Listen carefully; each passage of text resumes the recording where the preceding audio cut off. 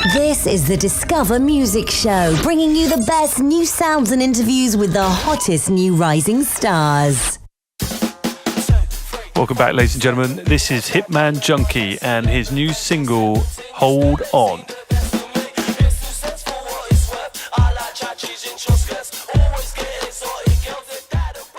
Hippie, welcome to the studio.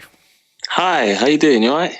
I'm not too bad, and I understand that at 14 you entered an MC competition and won. Is it fair to say that Hipman Junky was born then, and what attracted you to MCing at that time?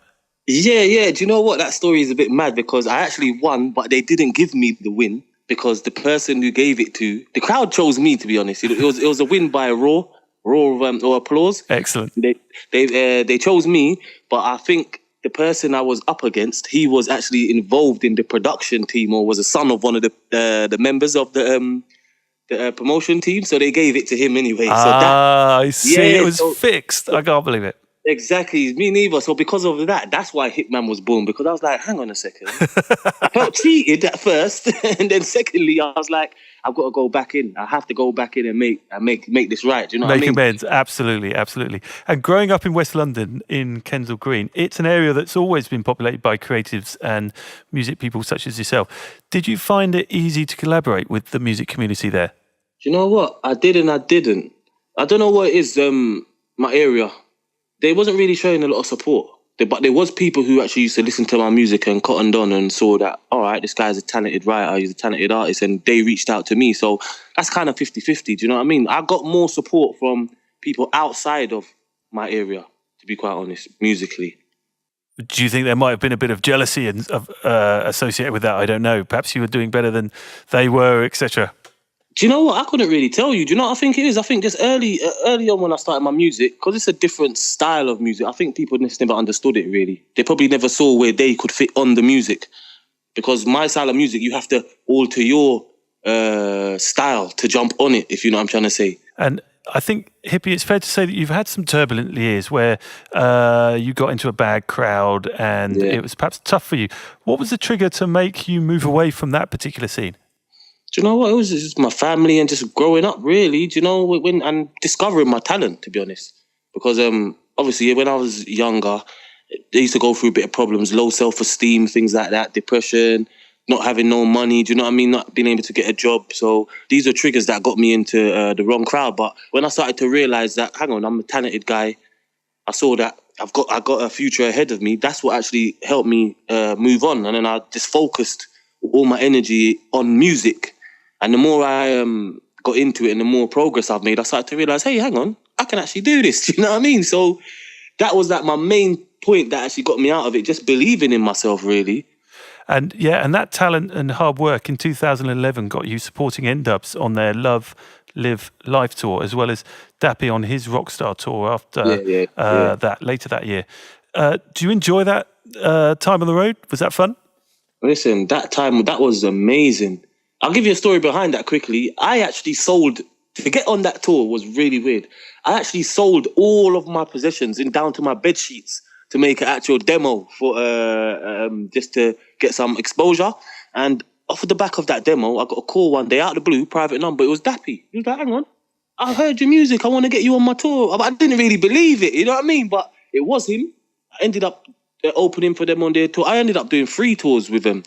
But being on the road off the back of that, it was so amazing. It's a life-changing point for me, and it's what kept me going in the music. That's a great story. That's a great story. And you're a prolific songwriter and have had cuts with The Streets and Sway and Ashley Roberts. And then as a solo artist now, your influence is eclectic, including Coldplay, the Arctic Monkeys, Bob Marley, Tupac, to name a few. Yeah. How do you find all these influences shape your songwriting these days? Ooh, do you know what? Because all those people you name to me are like realists. They write about real life situations and progression with a community and things like that. So I think that's what helped shape my music, because I tend to take experiences what everyone has gone through and just generalize it in my work. So everyone can draw some inspiration from it, do you know what I mean? So whether you're an old man that's in your 90s, whether you're the young kid that's just coming out of nursery, you're going to find something in my songs which appeal to you. So that's why I think it's because of the many styles of writing they have. I was able to put it all together as one. That sounds like great advice for people out there who are writing music. You know, you've got to connect with people emotionally.